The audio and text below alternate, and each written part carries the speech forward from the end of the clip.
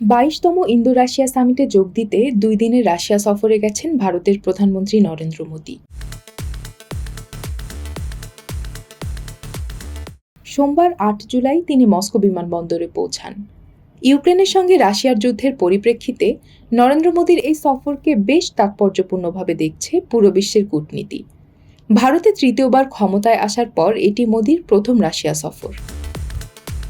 দিল্লির বিমানবন্দর থেকে রাশিয়ার উদ্দেশ্যে রওনা হওয়ার আগে মোদী এক বিবৃতিতে জানান, গত ১০ বছরে ভারত ও রাশিয়ার মধ্যে বাণিজ্য, নিরাপত্তা, শক্তি, বিনিয়োগ, স্বাস্থ্য, শিক্ষা, পর্যটন এবং সংস্কৃতির ক্ষেত্রে বিশেষ সম্পর্ক গড়ে উঠেছে।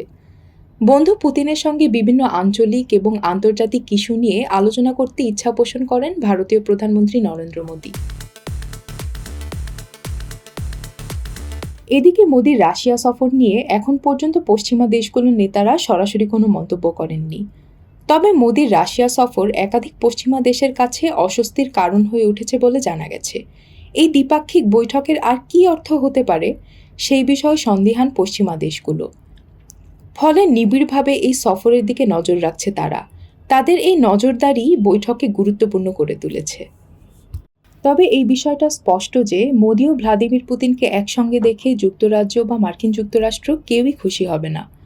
কারণ ওই দুই দেশই মনে করে ইউরোপে অস্থিরতার কারণ হলো ইউক্রেনের রুশ হামলা এবং এর জন্য দায়ী পুতিন। বৃহস্পতিবার ৪ জুলাই ভারতে নিযুক্ত মার্কিন রাষ্ট্রদূত এরিক গারসেটি জানান, ইউক্রেন আক্রমণের বিষয়ে একজোট হয়ে রাশিয়াকে জবাবদিহি করানোর বিষয়ে তার দেশ ভারতের সঙ্গে লাগাতার যোগাযোগ রাখছে। রাশিয়া সফরের পর মোদী যাবেন অস্ট্রিয়ায়। অস্ট্রিয়া সফর নিয়ে মোদী তার বিবৃতিতে লেখেন, অস্ট্রিয়া তাদের নির্ভরযোগ্য অংশীদার। তারা উভয়ই গণতন্ত্র এবং বহুত্ববাদের সমর্থক। প্রেসিডেন্ট আলেকজান্ডার এবং চ্যান্সেলর কার্লের সঙ্গে সাক্ষাতের জন্য তিনি উৎসাহী। এই সফরটি গত ৪০ বছরে কোনো ভারতীয় প্রধানমন্ত্রীর প্রথম অস্ট্রিয়া সফর। উল্লেখ্য, ২০০০ সালে ভারত ও রাশিয়ার মধ্যে একটি চুক্তি হয়েছিল। এই চুক্তির ভিত্তিতে প্রতি বছর দুই দেশের রাষ্ট্রপ্রধানেরা একবার করে বৈঠক করবেন। ২০১৯ সাল পর্যন্ত এই চুক্তির ভিত্তিতে বৈঠক হয়ে এসেছে।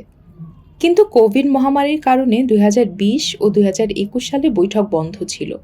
২০২১ সালে পুতিন ভারতে আসে, কিন্তু এরপর থেকে এই বৈঠক আর হয়নি। অবশেষে ২০২৪ সালে মোদী ও পুতিন আবারও বৈঠকে বসেছেন। এই বৈঠকে নজর রয়েছে গোটা বিশ্বের।